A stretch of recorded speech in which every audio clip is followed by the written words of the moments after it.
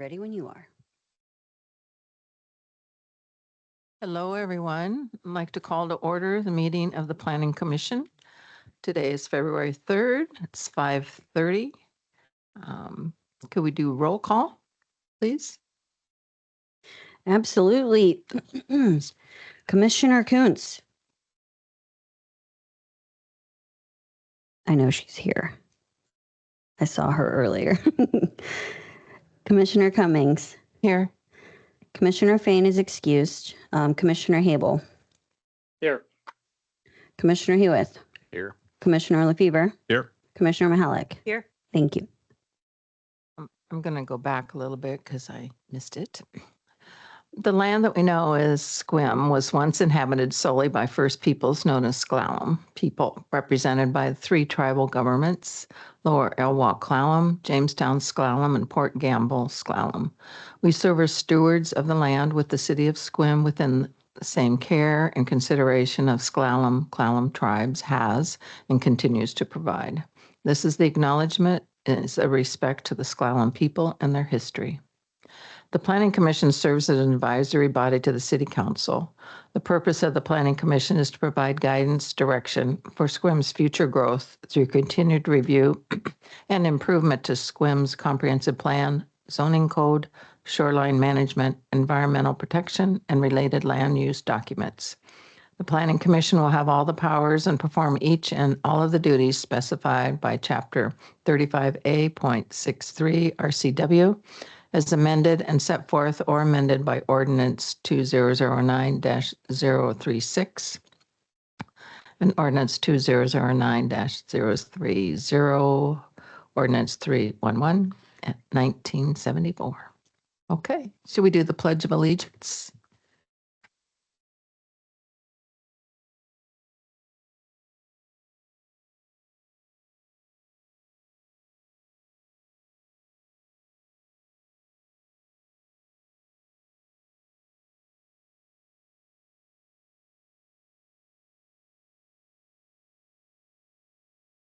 Okay, so we have some minutes to approve. Are there any comments, corrections on the minutes? Make a motion to approve the minutes as presented. Second? Second. Okay. All those in favor, raise your hand. Motion carries. Minutes have been approved. Thank you. So we got public comment. Are there any people here to testify? Make sure you just sign the sheet for me, but go ahead.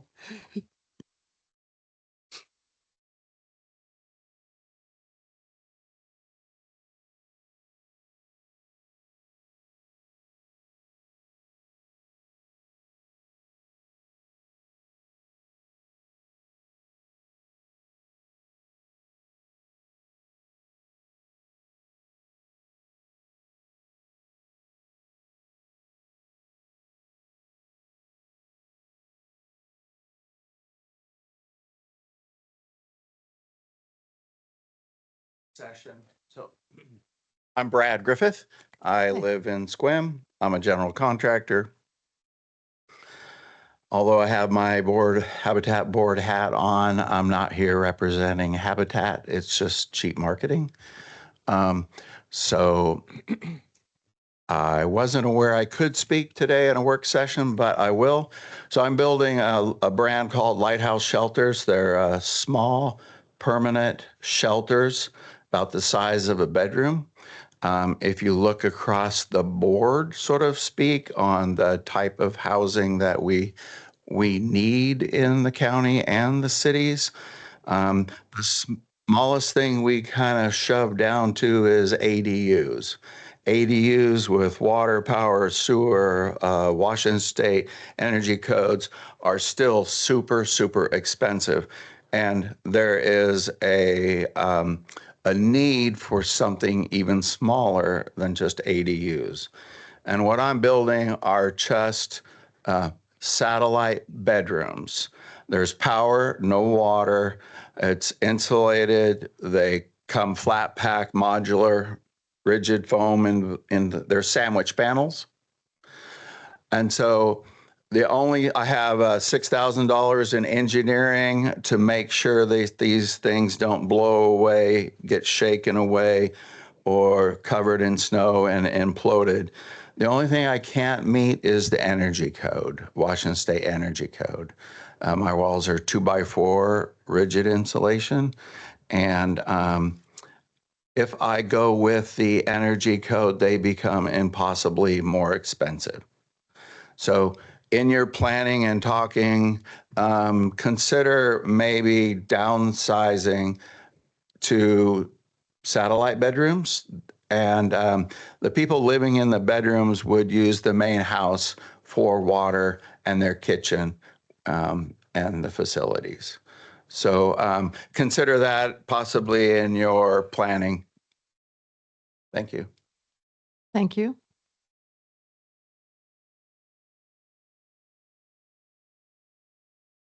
Is there anybody online, Emily? Besides our members? No one is online. Okay, thanks. Okay. General business. We need a comp plan update, please. Good evening. So as we always do, we just take a quick look at the calendar for how we're progressing with our work plan. I don't have any too much to add to it other than today I did decide to add an additional developers forum in our progress of work, which would be in March. So I've tentatively scheduled March 19th as that. And what we thought we would do is give the developers a sneak peek per se, actually, of the residential chapter of the zoning code. So Travis is almost done with that. We're going to still continue to refine it internally, but there's a number of new things that we wanted to kind of get their input on maybe before the public release. So I think that's, so it's tentative, but that would be the only new thing that's on the agenda. Or the calendar that you have in your memo. And I will just note, as I do every time, it's super ambitious. And it's a bit of a slog right now because we have two things going on between the Title 17 and Chapter 1821 that we're working on tonight, as well as finishing up the comprehensive plan. But we're getting through it. It's definitely, we're still on track and everything is fine. It's just it's a lot. So anyway, all that to say is everything's going fine. So any questions on the calendar? Anything? Yeah, any questions on it's fine. Okay, that's it. That's my report. Thank you.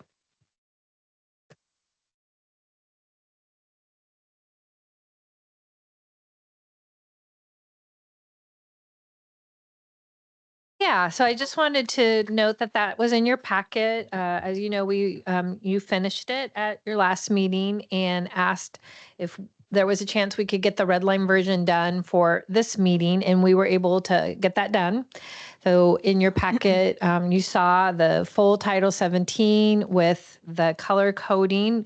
It's the same color coding that we used in the comprehensive plan, and we'll continue to use this color coding moving through all of our documents. So orange is Planning Commission, red is staff, and then we'll have other colors as if there's other input reflected. So mostly this is an introduction, kind of just letting you know that it's here. We hope that you have a chance to look through it. I don't have anything planned, like we're not going to go through it tonight, but this would be the version that we'll post on our website as the public hearing version of the title, so that the public knows that this will be what you're holding your hearing on, and that at the end you'll approve this with the changes as reflected in the red line version.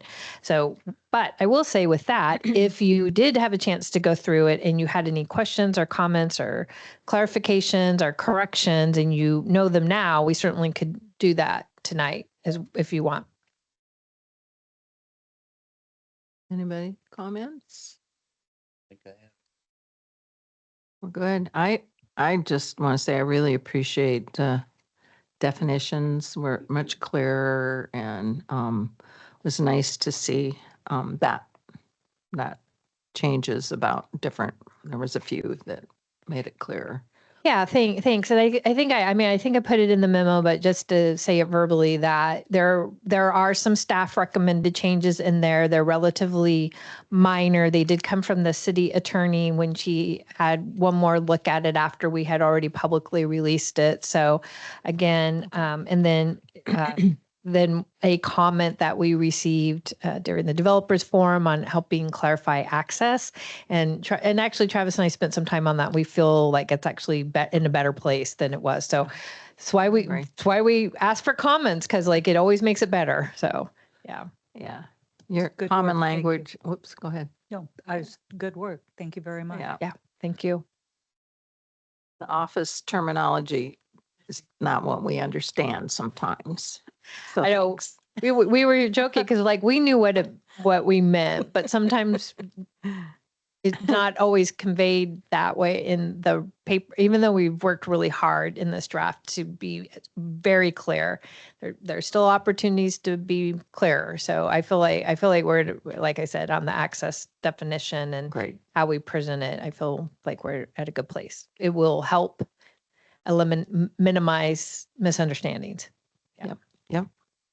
Okay, we can move on to public release draft, the supplemental housing requirements. You going to talk to us, Travis? Yes. I'll give Emily a second, but yeah, this is kind of the next step, right? So we've done Title 17 and keeping kind of in that same vein of doing things per the state. This is the next step, which is specific for housing updates. So there was a whole host of updates that the state passed through state legislature, and now we are taking the opportunity to get it in code now. Part of that is obviously with our delay for having comp plan done, it gives us this opportunity to get these done before waiting for the comp plan in June. A lot of the updates were tied to dates per getting your comp plan adopted. Since we're delayed, we have this opportunity to get it done ahead of then. So that's kind of what we opted to do. Like, let's do it now, and then we can weave it in to the full update in June. But let's get this code in front of you guys now so we can talk about it specifically. And if there are any pressing projects that need to go forward between now and June or that want to get started, it's there and they can utilize it. So that's kind of what we're going to talk about. So Emily, if you want to go to the next slide.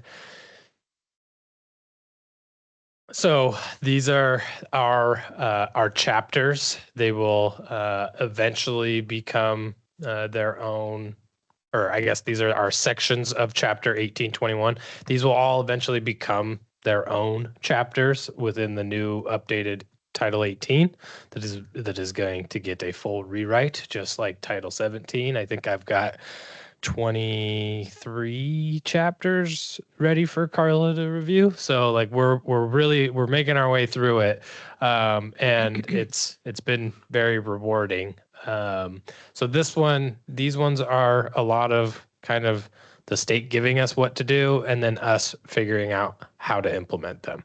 So go ahead and go to the next, and that's what this purpose states, right? It's a concentrated effort to comply with the updates from the state, and specifically, these are all directly related to housing in some way. So new codes required by the state to address housing, incorporating updates into existing codes.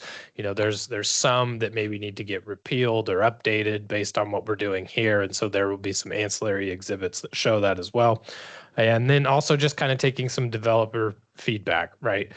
So we have this opportunity to do some of these things that are required, but then what does that mean for the development community and how do we make it work?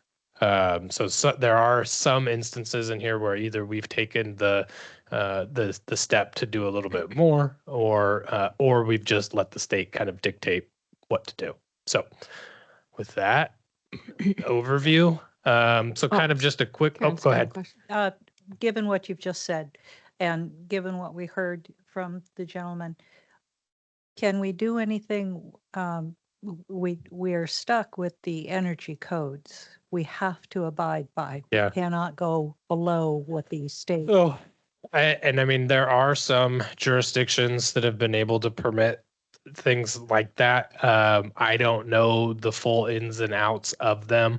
At a conference, I've heard to similar things be referred to as like wooden tents, and kind of creating a permitting process for something like that, where it doesn't have to meet building code standards or, energy code standards. So it's something we can definitely take a look at and see how other jurisdictions are doing it. It is more common in, cities like Tacoma, Seattle, where they kind of have high demands for it. Not to say that, Sequim doesn't or that Clallam County doesn't, but there's more of a pressing need to make something happen, as opposed to just saying no. So happy to look into it to see what can be done, but it would be a deviation from the energy code. Like we would have to figure out a way to get around it. Gotcha. So they likely wouldn't be permitted as a permanent structure. So there would be conditions and things that would have to be considered for, how are they managed? How are they maintained? How long are they good for? Is it a temporary use type permit? All those kinds of things. So, Thank you. yeah. So just quickly to kind of go over. So there's some mandatory Washington state housing legislation specifically tied to religious properties. So temporary housing, density increases, required parking updates. SQUIM is kind of at the bottom of what's being required for parking, which makes me somewhat happy because of where we're at and located. Parking is still going to be important, but we've got some ideas on maybe what we can do for certain types of uses.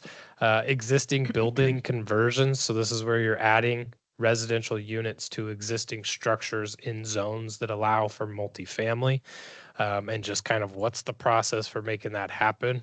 So the state's put together a number of requirements that we have to follow for that.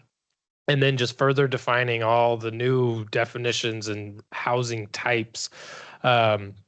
This is one that there isn't any inherent like mandate other than like you need to provide for, step housing, right? And so it's like, okay, so in providing for step housing, let's put a definition to all the different types. And then instead of waiting for an application to come in or waiting for having somebody request it through the affordable housing exceptions, like let's just go ahead and define it and let's decide where these are going to go. There are some requirements for things like shelters and things to be allowed in zones that allow for hotels. And so like that was kind of the starting point. And then let's take it the next step. And since we're going to add new definitions and clarify all these different uses, let's just update the residential table to show where all these types of things can go instead of just the ones that we're being required to do. So it was really an opportunity to like get SQUIM's code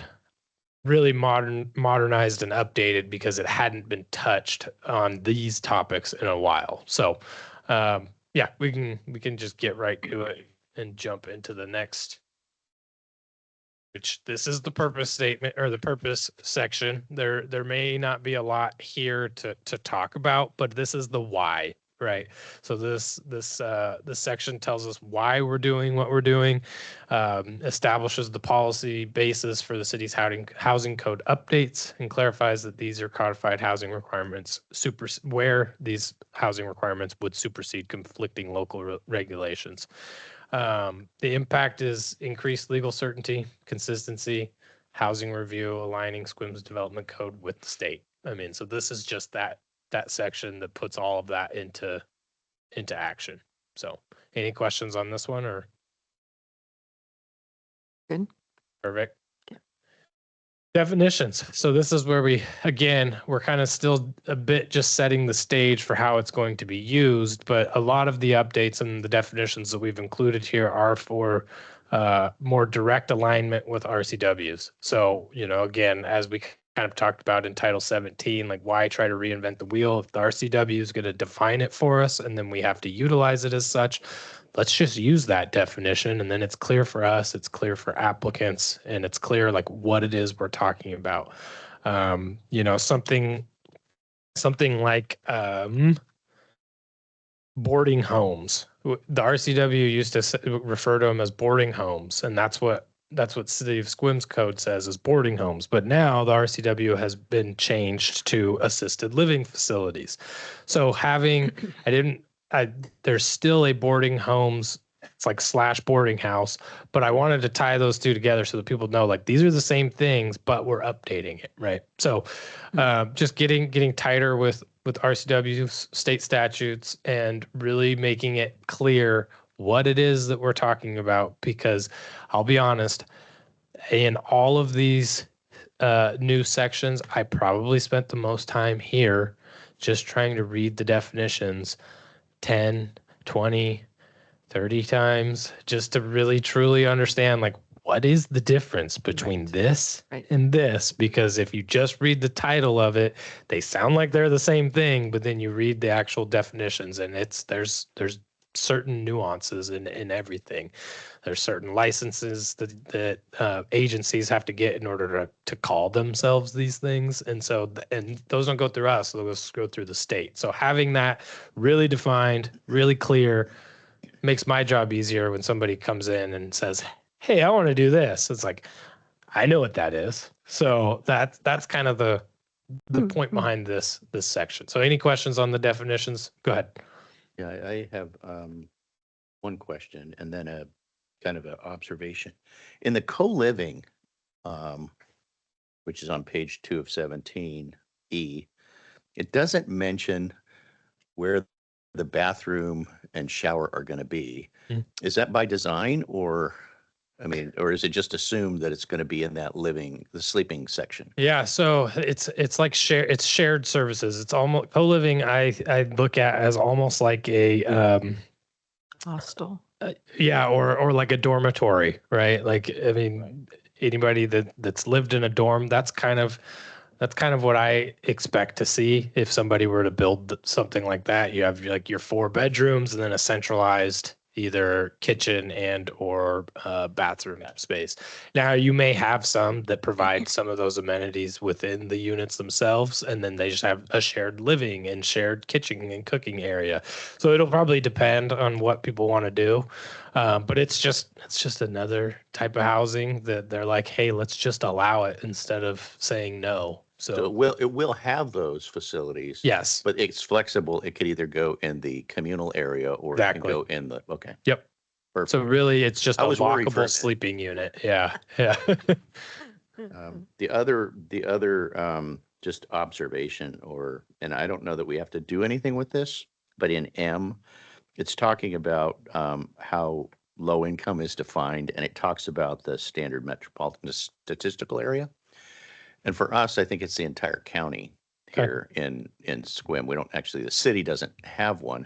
I don't know that we need to note that here because it could change, but maybe somewhere that people would understand that it's countywide. So the people in Forks and the people who are not, just living in the county affect those numbers.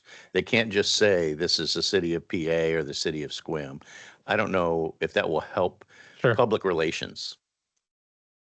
But Too, I thanks for bringing that up, Larry.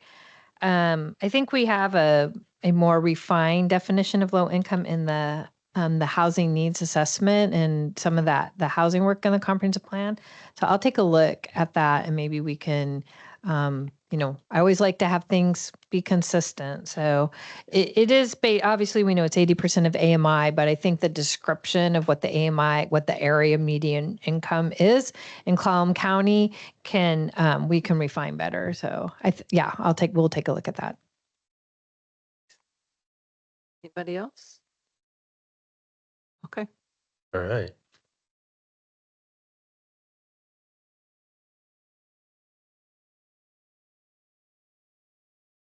All right, so this is where we kind of finally get into some real meat of this chapter.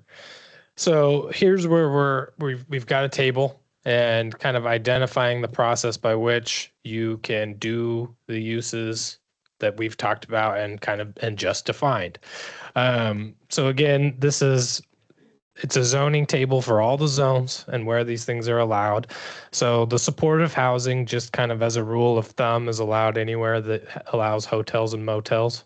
So that's where those RPs, that's kind of what you can assume is that those are zones that would have already allowed for a hotel motel, and we don't get a say in basically saying, no, you can't locate here. The rest under, the residential use types, that was just our stab at where it seemed most appropriate for these types of uses. And then, so they're allowed in just about everywhere that does residential. If residential uses are allowed, generally these uses that we've defined are going to be allowed. The only ones that really may have some additional conditions are when it's in the actual R48, soon to be R49 zoning district, where we actually are going to require it to have an administrative conditional use permit. And that's just so that, the public can be notified about when these facilities are coming in. If there are any concerns, we have the ability to add any additional conditions. They won't be conditions, or it'd be pretty unlikely that it would result in a denial of these things being located, but it may just be our way of better citing these types of uses within maybe an established neighborhood. Go ahead. There is no agricultural zone in here.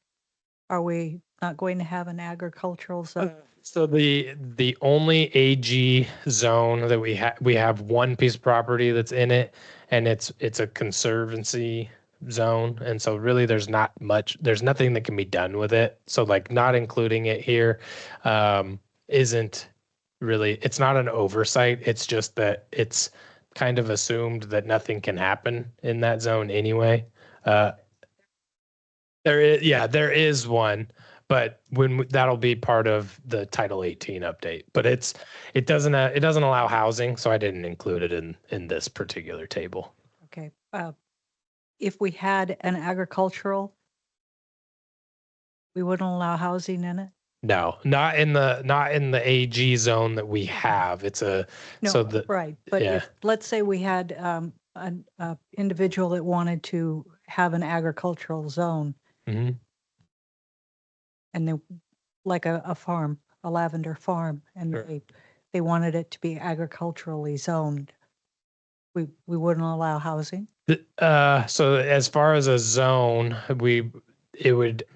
agriculture as a use could be allowed in certain zones, but we probably wouldn't have just a straight up agricultural zone. So if someone wanted to rezone, we wouldn't allow it. I think we'd be Hypothetical. we'd be hard pressed probably to allow it or to recommend it, I should say, because ultimately it's not our decision. But we do have an agricultural conservancy zone that exists on a single parcel up off of Port Williams, and it is set to be maintained for agricultural purposes.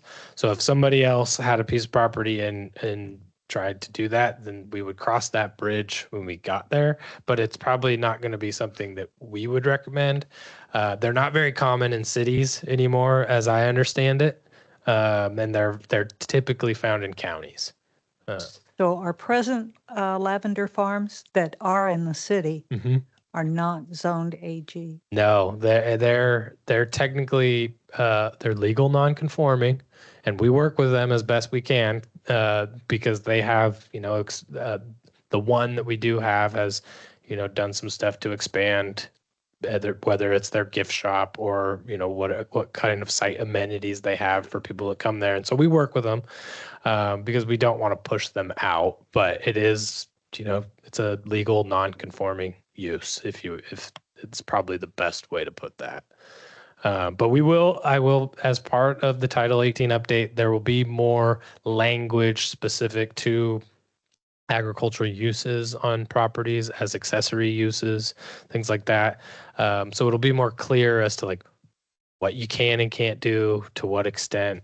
But I mean, if somebody owns a piece of property and they want to farm it, generally speaking, we're not going to have a problem with it. Would the tax basis be different? Wouldn't it benefit them if they? It could, but it wouldn't. We wouldn't have a say. That was because there are Very tough, but- there are parcels that are split where they have their residential home on a third of their parcel, and then the remaining 2/3 are have like a land use code of like open space, and so then they do get a tax break for things like that. Yeah, yeah. Thank you. Yeah. But they would just do that through the county and just get it figured out. And then that would be that. So. Okay. So I guess starting with the table, any questions about the table before I move to the next couple things? Okay. So supportive housing. So this is this is basically step housing. We've got permanent supportive and transitional housing. So that is the number of units allowed on any given property can be no more than the number of standard dwelling units that would be allowed under the zoning. So really that only applies to the R48 zone. So essentially density remains the same in that zone. Everywhere else, it would just fall under bulk and dimensional standards. So you can fit as many as you can fit, same as you would market rate. Emergency shelters, housing within non-residential and mixed zones are permitted, but must comply with all bulk dimensional development standards of their underlying zone. That one's not allowed. The emergency shelter is not allowed in the R48, so density is not really an issue. It's just a matter of meeting all of the other development standards.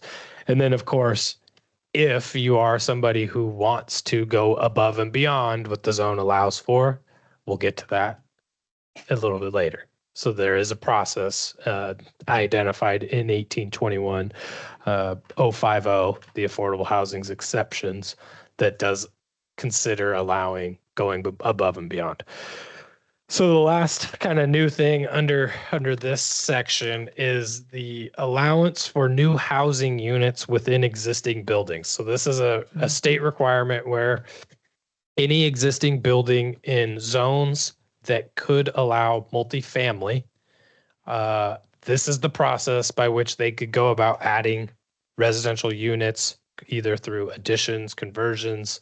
However, they want basically follow this checklist and this guideline, and you can add units to your existing building footprint. And you can actually, if the zone allowed or had a restriction on density, you could realize a 50% increase. So I left that in there because that was a conversation that came up of, are we really going to see existing commercial or existing buildings in our residential zone that actually has a density cap? And I would say there are some but the likelihood of any of them, utilizing it, hard to say.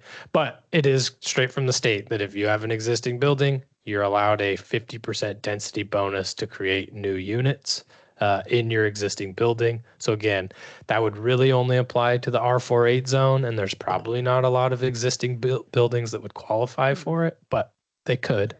Yeah. Think of churches. Or any questions on that one? I mean, the process is the process based on what the state's given us, and we will figure out how it goes once somebody tries to use it. Go ahead. Yeah, I just have a question on that. It says that no additional off-street parking is required, but that doesn't mean that. Does that mean we can't ask them to find? I mean, we could ask, but we can't require. Okay. Like, we didn't get to dodge all the parking bullets, I guess you could say. So like, there are some things that, there are larger cities than us that are being required to get rid of parking requirements altogether. And we'll probably revisit this in 5 to 10 years and see how it's going. But I mean, if trends continue the way they are, I would assume that parking requirements will get whittled away even for Squim over time as well. But so we'll hold on to them for as long as we can. But yeah, it's gonna be tough. Okay. So Thank you. Anybody else? Okay, anything else on this one? I think we're good to move. All right. So speaking of parking, that's what we've got next. So there are a number of House bills, Senate bills that have been done in the last 5 years or so, directly related to parking, residential parking specifically. Squim has kind of, like I kind of alluded to, has dodged a lot of it. So basically what's in front of you is the minimum that we have to do per the updates. So that I mean, and really it's straight from RCW. This is what we're doing. Now we have the ability, there's lots of new code, there's lots of requirements for the tier 1 and 2 cities that we could look at adopting. But in most cases that the result of that is less parking. What we've done is we've gone ahead and put in code here to eliminate parking requirements for our permanent supportive housing. So the use types where the likelihood of them having cars is, slim to none.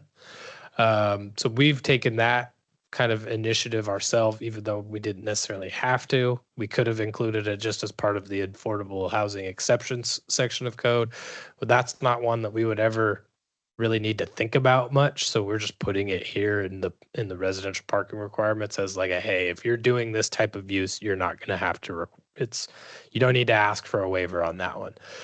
Other uses, some of the state requirements are things like you can choose between, one parking space per unit or one parking space per bedroom. And, that's a very, those aren't the same metric, right? So like that, we don't have to choose between that. But if we did, I think where we would probably land is, multifamily would still be 1.5, studios could be 1, and then single family and up would still need to require the 2. So we've talked about it. We haven't included anything in here, but I'm happy to have that conversation if anybody's interested. But like I said, for now, I think we're hanging on to the parking requirements that we can, and for as long as we can, because someday we may not have them. So any questions on that? No. And the rest are more or less kind of design. There's some requirements for smaller stalls now instead of it's 1 foot less than what we currently required, and just different designs. So not a whole lot of craziness there. All right. This is the one I anticipate we'll have the most fun talking about tonight. So ADUs, the long discussed and awaited update to allow 2 accessory dwelling units per lot wherever single family housing is permitted. And that is directly what the RCW says. So what we are doing is any zone that allows single family, those lots are required to be allowed to have 2 ADUs.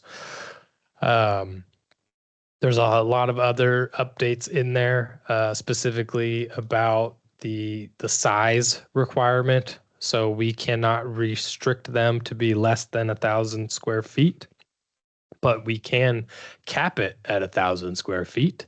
So that is what we've opted to do. We've taken the amount that they've given us, saying we can't go less than 1,000, and we said, okay, we won't, but that's as big as we're going to go. Unless it is a conversion of an existing space already on the property. Okay. So you have realized building footprint that you want to convert.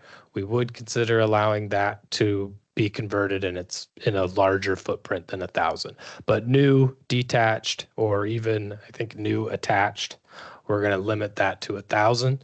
But if you have the space already, like you have a basement and you want to convert the basement into an ADU, we'll allow that. Or a garage. Yep, exactly. Yeah, we did. We went back and forth on, like what number do we want to land on for an amount there, and ultimately we got to the point where it's like, okay, well, our current code restricts it, I think, to 850 or 65% of the primary, whichever's less or more, and so I think it's less actually. So you cap out at 850, but you could actually go under that if you had a small house. So we've opted to say, okay, well, the state's making us go up, and so we're going to go up as high as they are making us go, and then that's where we'll keep it. But allowing the provision for the conversions, it allows some of the existing structures to take advantage of this and not have to, like with a garage. If somebody has a garage that's over that and they have to somehow put up a wall that breaks it off into an unusable space, or a space that's still somehow dedicated to the primary unit, it just makes it more of a cluster than it needs to be. So like by doing this, it's hopefully making it easier to convert spaces and utilize that and realize that as an ADU. And then if you're building new, it's very clear, like, hey, 1,000 or less. Will has his hand up when you get a minute. Okay, go ahead. Yeah. Are we putting a minimum size for the ADU, or are they not allowing that? No, well, I think you can, or at least I've read other jurisdictions that did, but it was like 300 or something like that. We're not putting one. Whatever's built would, just have to meet Joel's building code standards. We're not. Yeah. So. I think it'd be tough to, because here in the county, the minimum is 400 square feet for a detached. I think it would be hard to build something that gets the code much smaller than that. So I don't think we'll see a lot of that. Okay. Yeah. Yep. And then there are some parking requirements here. So like if I believe it's within a mile or a half mile of transit, which I think we're just going to consider the transit facility here, then you don't have to provide parking. But if you aren't in that radius, and we'll probably end up making a map. I think that's probably the easiest thing to do. Make it easy and make it clear for people.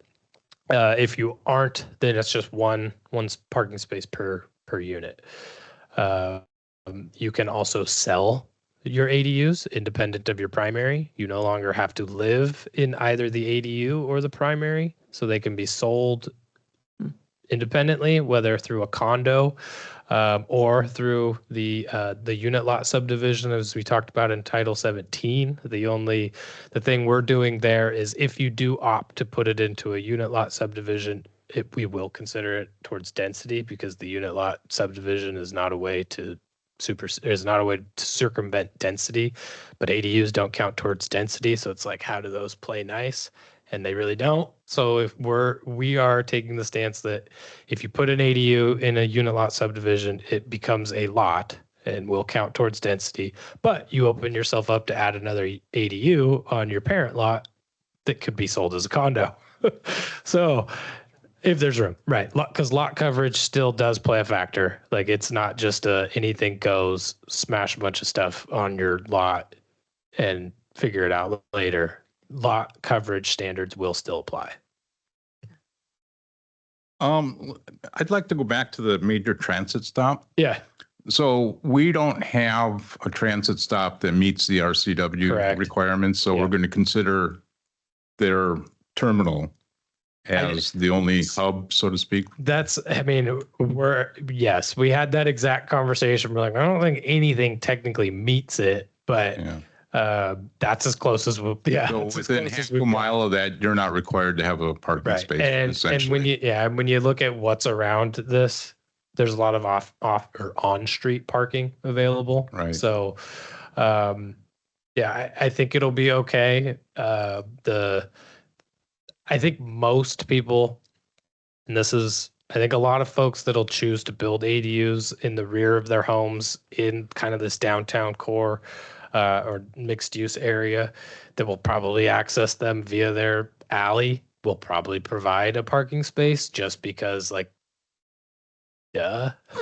Yeah. But they wouldn't have to, and they could park on the street and walk around the back, but that's not exactly the most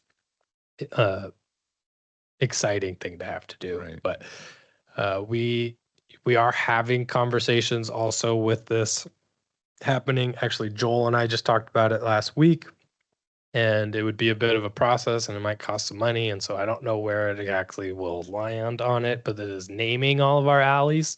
It's just kind of like a conversation we're having internally, because if people are going to start having units that are able to be sold independent of primary, they're going to need to be addressed. And if they're going to be addressed and need to be able to be accessed by fire, they probably shouldn't go to the front of the primary unit and then go, oh, the building's in the back. So those are things that we think about, but I'm not sure the state has thought about, or maybe says, you guys figure it out, and you're welcome. I think they do say you're welcome too.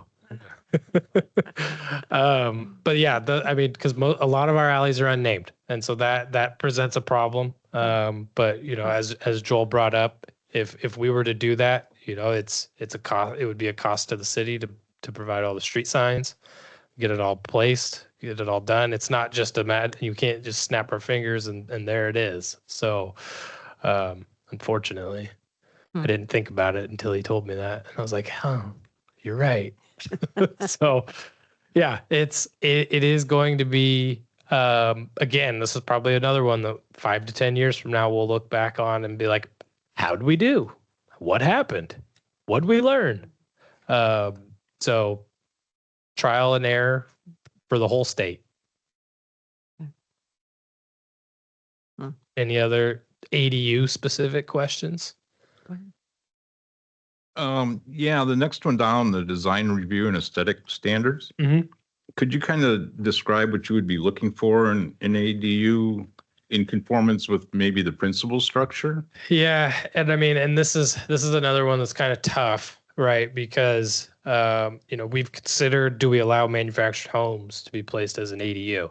And I think the answer is going to be probably. And then a manufactured home obviously has a very distinct appearance that doesn't always match with a primary. You know, so some of the things that we've talked about it, or what's in current code is like matching roof pitches or similar roof pitches, right? And I think what we've decided in this is, let's kind of see what happens. Instead of putting all of these overbearing, you know, standards on what and how it can be placed, like we will look at it compared to the primary, but we really just want to see. Well, I mean, it prohibits us from requiring anything more than what we would for the primary, and we don't have design standards for a single family home, really, at all. So essentially, we can't require more than what we would require on a new stick built. I think you could try to get them to have similar styles, but you know, we're just kind of the belief of let's see how it goes, and you know, and if we need to come back later, we can.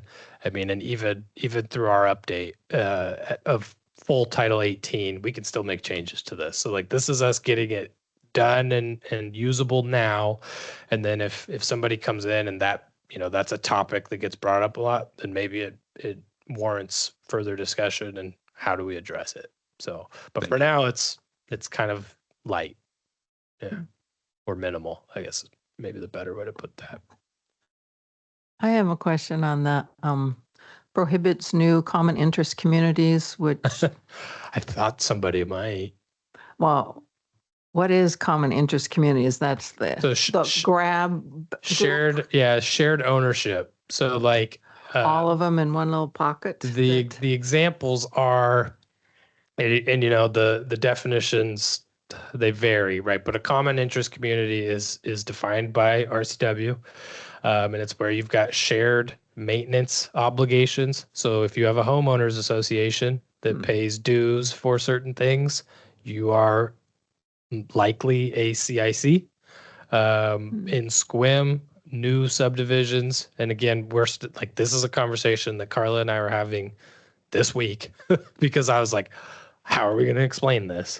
So yes, this is one that Glad I yeah, because new subdivisions in Squim, stormwater facilities, we don't want them. The city doesn't want to maintain them or own them. So inherently, any new subdivision is going to have shared ownership of stormwater facilities. Does that automatically make them a CIC? Maybe. But essentially, the RCW states common interest communities are restricted, and I updated the code because I had the date wrong. They're restricted from not allow or prohibiting ADU creations or sales as allowed per RCW 3570A 681, which was basically what this code's modeled after. So anything that would be allowed per that RCW and essentially per this code cannot be restricted from common interest communities established after July 23rd, 2023. I think I had July 1st, 2024. It's actually July 23rd, 2023. But existing CICs can update their CCNRs to basically not allow them. The other section of the RCW states that the city is not responsible if we allow a permit that goes against CCNRs. So if somebody comes in and there are CCNRs that restrict it, but we give them a permit and they build it, it's not the city's fault. So that is nice. I will say thank you to the state for that. So, but we will obviously recommend and tell all applicants, hey, if you predate this, you should probably make sure that this is allowed. Like, we'll do our due diligence, but yeah. Okay, thanks. Yeah. Anybody else? All right, Okay. next page. All right. So this is one we took a liberty on. There's no requirement from the state to do this, but the state allows us to. And so we thought with doing all of the things that we are with the housing allocations that we've gotten for our comp plan, and one of the big priorities of the comp plan and basically the adequate provisions and everything is removing the barriers to allow these things, not just saying, yeah, it's fine. Like, what are you doing to actually try to make it happen? And so this is something that we can do. We can't build it. We can't buy the land. We can't develop it, but we can make it easier. And so this is our attempt to do so. So this is authorizing types of development standard exceptions for qualifying affordable housing. So there's a list of who is able to take advantage of this. It's, your nonprofits, your subsidy providers, your state organizations, the housing authorities. Things that we're considering allowing all come from the state. We're just saying you can tell us what you need, and then I think we're still refining the process, the application permit process a little bit, but our belief is that it'll be a conditional use permit. Ultimate review authority will be city council. And so then city council will have to authorize the alternative development standards proposed. So one of the exceptions that we included that is in addition to what the state allows is allowed use types in an underlying zone. And the reason that we opted to do that was because if a nonprofit or organization had property in the R48 that restricted the types of uses to single family and or multiplexes up to 4, they wouldn't be able to build anything more than 4plexes. And we see that there's an opportunity potentially for larger structures, from the standpoint of efficiency for those developers to be able to build, maybe it's an apartment complex for 15 to 20 people. If we're going to get out of the way of density then they can ask for a different density, maybe they should be able to ask for a different structure type as well. These are truly kind of one-off, case-by-case applications. These aren't going to just pop up everywhere all of a sudden by us implementing this code. So it is very much just our attempt to make providing this type of housing that has been deemed a need for SQUIM through our allocations from the state easier. And these types of housing would be allowed in other zones, and they wouldn't have to go through this process necessarily. But it is kind of specific in maybe residential or zones where bulk and dimensional standards or things are restrictive, and they need a little bit more flexibility in order to realize the use that they're proposing.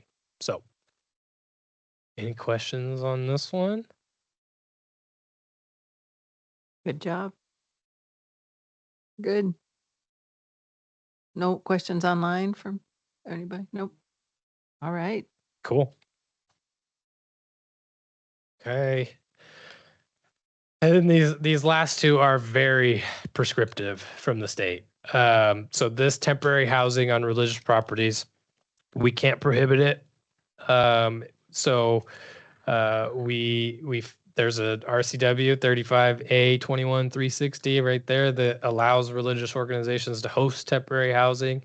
We are a late adopter in the sense that we didn't have anything pre the requirement to have it. So we don't get a say in really how to do it. So we have to do it the way they tell us to do it. So this code has been put together essentially to put a process to the RCW and get it to where we can use it and people can apply for it. Do we anticipate a lot of activity on this? No, we haven't had anybody ask for it, and it's been in RCW for a handful of years now. And nobody's really come forward as wanting to, but again, we're doing these updates. It seemed like the right time and opportunity to actually put the process in the code and have it established. There's a lot of requirements on the religious organization as well here. Is the city responsible to monitor their compliance with all these things? I think the background checks on the people who are living there. So Is that become the city function, or? They have to, so as part of their MOU, they have to establish how that process is going to be handled. And so that will take coordination with ourselves, with them, their managing agency, which could be the nonprofit that's running it for them because they don't want to or have the capacity to. Right. So there will be probably a lot of paperwork leading up to one of these things actually opening, and a lot, possibly even some joint meetings. I know that when the safe parking at one of the churches happened, there were numerous meetings before anything actually occurred. And that is one of the things that could be captured under something like this. So it's our way of, like I said, putting a process in code that's I'm not going to say easy to follow because it is a bit arduous, but it's putting words to and it's putting actions to what the state's requiring us to do. Yeah. Karen? What about some design standards as far as the neighboring properties, shielding, visual shielding of some sort? Can you put that requirement in the code? Yeah. And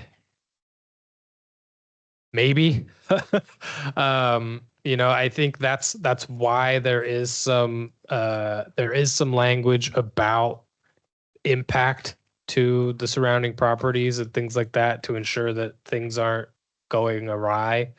So safety is probably the most important thing. But visual relief is something that we could certainly encourage, and potentially, I guess we can look into what our ability to require that is. These are going up as temporary. We're setting them up as temporary use permits, so they're not supposed to be permanent. So to that extent, does screening Yeah, we'll take a look just basically to see what we can do. Like I said, we're a late adopter, so we are restricted to basically what they're giving us, and not being able to do more than that. Had we adopted it kind of when it first became a thing, we wouldn't have to meet all of them. So to some degree, I wish it was in code earlier, but that's kind of another, feather in the cap of doing all of the things we're doing now. Is sometimes there are provisions that get updated, and it's like, hey, if you were an early adopter, you don't need to meet these ones. So like it is a good example of let's not wait. Let's get ahead of some of these things and get them in code now, so that we do have maybe more of a say if they do get updated. But for this one, we're kind of stuck with what we've got. And I'll be honest, I don't know how many of these we'll do. And it will be a bit of a hand-holding process for the applicants, for the city, for the PD. I mean, everybody will be involved. Joel, the fire district. There's a lot of players that are involved in this one, more specifically, maybe even than some of our developments.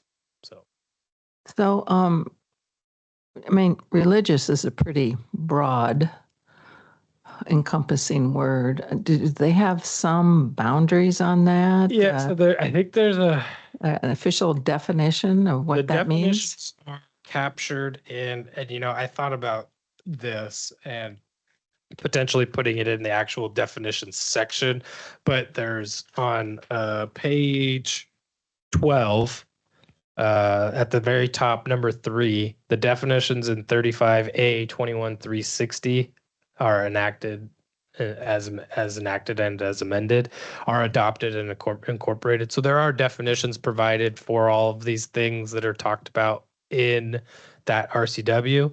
So if it's helpful, maybe we pull some of the key ones out and put them in the definitions section. Okay. Yeah. Carla's going to pull it up, but if it's helpful, I mean, it's. Well, I'm just curious more than anything, if religious groups have a whole section all for themselves, what about educational groups or schools? And not at this time, but you never know. You don't want me to encourage them? Is that what you never know, like what could happen in the next batch of updates, but that just brought up something. You have to do a background check. You don't have to, but we're going to require them to do so. Yeah. Temporary housing. Sometimes you have people who are sexual offenders, and you don't want to exclude them. But if they're near a church or if they're within a certain distance of where they can't be, then they can't provide that kind of housing for them. I would believe that to be the case.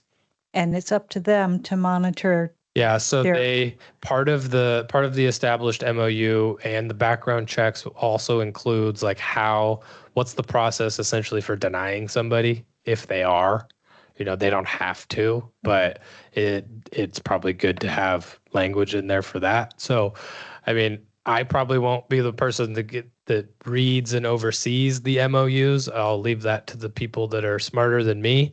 Our legal department. I possibly, yeah. I think we would get the right eyes on the contract to see what needs to be there, and if there's any red flags, they'll be the ones to call it out before we issue anything.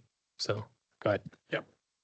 I just had a couple comments. So the definition of religious organizations that we're adopting by reference in that A1 that Travis pointed you to is religious organization means the federally protected practice of a recognized religious assembly, school, or institution that owns or controls real property. And I just wanted to, I just kind of wanted to note about the origin story of this section, which, yeah, it is helpful so that you can kind of understand what the state legislature was trying to do. And this was well before they got into the practice of writing zoning code. It was one of their first kind of forays into it. But you may remember, and at this point, it's almost like 10 years ago, if not longer, there was you might remember homeless tent encampments that was happening in the city of Woodinville and areas over there on kind of the eastern side along the Lake Washington communities. And there was this group of literally tent encampments that would move from church to church within that area. So the city of Woodinville was kind of our first responder to how to deal with, how to address the permitting or the response, basically trying to manage a large tent encampment. So you may remember that. So the state, so what was starting to happen was that jurisdictions were shutting down the tent encampments and prohibiting them.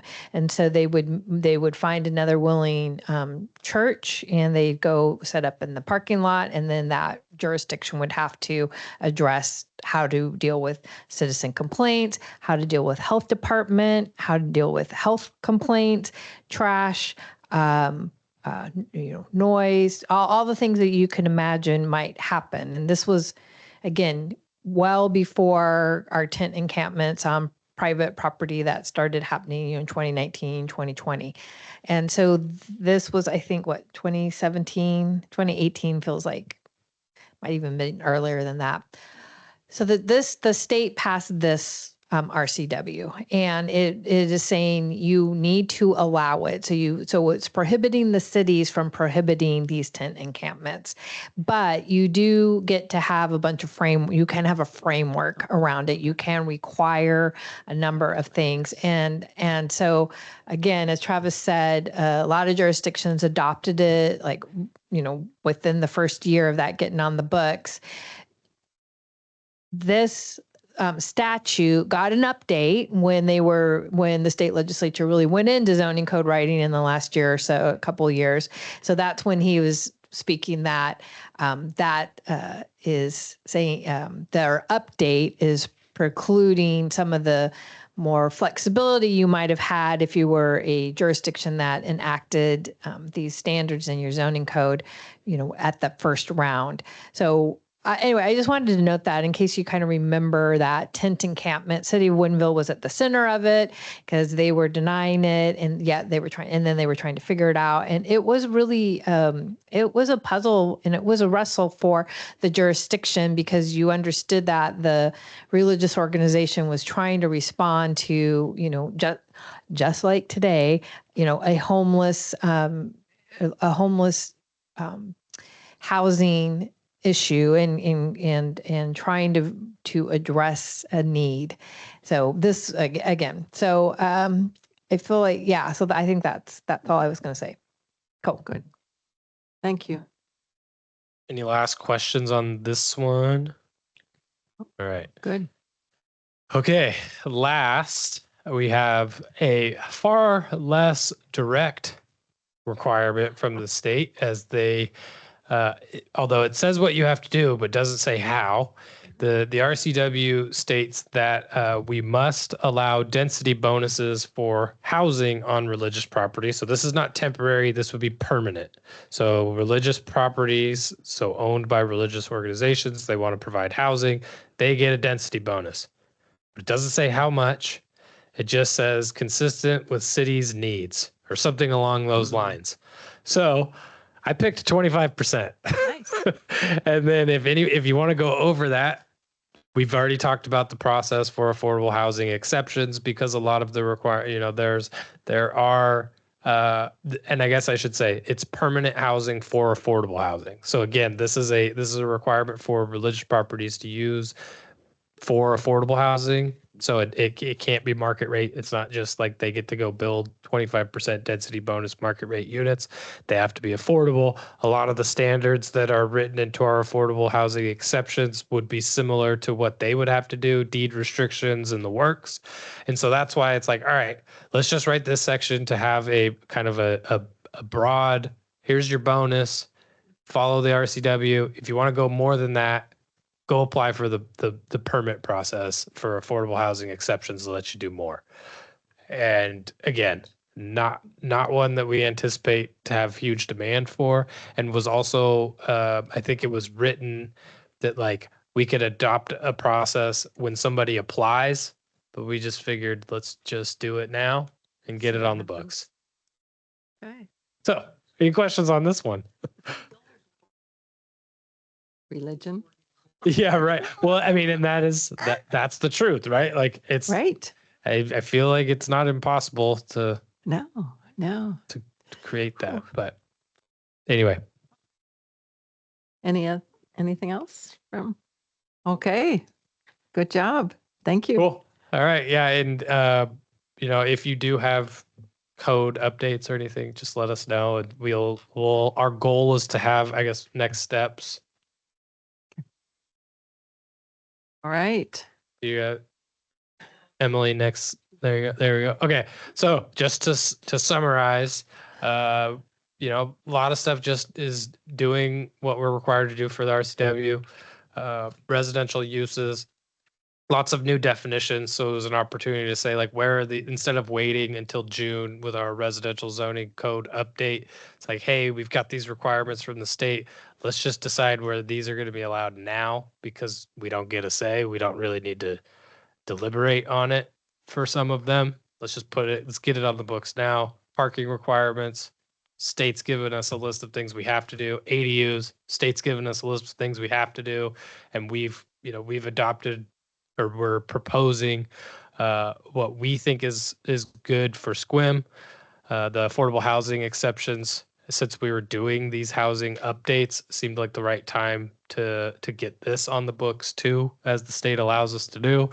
And it's kind of a good way to, it's our good faith effort to do the things that we're kind of being tasked to do to remove barriers. And then the religious property requirements. So not much to summarize there. So next steps, so this is today, February 3rd. I don't think we'll need to meet on the 10th. You guys did great. And then PC public hearing for Title 17 and Chapter 1821 on the 17th. Cool. We're moving right along. We are. I don't know if I can't remember if there's another slide after this. All right, that's it. So thank you guys. Thank you, Travis. Okay. Next on the agenda is the director's report. You have more good news for us? Yeah, I wanted to know something that could have been under the status update, but I'll catch it here. So next week we'll be, Travis and I and Scott will be at the city council meeting, and we're starting our work with the city council on the draft comprehensive plan. So we'll give a overview of the PC red line version of the draft policy document. We'll talk about the process that you all went through in 2025, kind of summarize again all your work chapter by chapter, and then we'll move into the future land use map and the land use designations. And if you recall, last kind of late summer, early fall, we had a series of meetings where we talked about the future land use map. We talked about the site-specific rezone applications that the city received, and then we got some feedback from you about what you are recommending for it. It's not which site-specific recommendations that you support, which was all of the ones that we were recommending support on. And I just wanted to note one thing that Travis said earlier in his presentation was a soon-to-be R4 to 9. If you recall, we did propose a very moderate increase in density to our low-density residential zone. Residential right now is residential 4 units per acre minimum to 8 units per acre. We recommended to the Planning Commission to 9, and you supported that. So all that work that we've gone through together, the City Council has been briefed, but at a high level. So this will be our opportunity. And Travis will be leading that discussion as well through the PowerPoint of all that work that y'all did last year. And this is just to lay the foundation of, as we go through the comprehensive plan, when April hits, it is between April and adoption in June, there's a lot to get done. So we wanted to have that conversation with the city council to get their input. And then we'll follow at your March 3rd meeting. We'll have completed all our public hearing, we'll have completed the Planning Commission public hearing on February 17th. Thank you. So we'll be moving Title 17 and Chapter 1821 into the City Council public hearing process, but we'll then loop back to you guys and go again over the future land use map, site specifics, just again to confirm where we're at. We'll be able to report any input that the City Council had back to you. And so that's our next big step in the comprehensive plan, is just finalizing what we think the recommended and the release document is going to be for the map and our land use designations and the site specific amendments. So yeah, and then Title 18, which, is our zoning code, and as Travis mentioned, will be a full rewrite. And as he mentioned, we're still working on it. He's definitely getting closer. We'll finish our internal review. And when we have our workshops with you in April, we suspect that we'll be focusing a lot on Title 18 and making sure you understand what our thought process was and what some of the updates that we're doing. And they'll be similar in framework as Title 17. They're going to be ease of administration, clarity, removal of ambiguities and circular language and code references, and then responding to updates as necessary by the state and updates that we think are appropriate based on the comprehensive plan work that we've done. So it'll be all inclusive. So anyway, I think that's it. Okay. Yeah. All right. Thank you. You guys need to take a vacation after we get through with this, don't you? All right. The next thing on the agenda is the good of the order. Anybody have anything? All right. Everything's good. All right. And now we're going to adjourn with a motion from Karen. I move we adjourn. All right. All those in favor, raise your hand. Everybody's ready to go. Thank you very much. Hi, guys. Bye. Well, it's good to see you. I'd be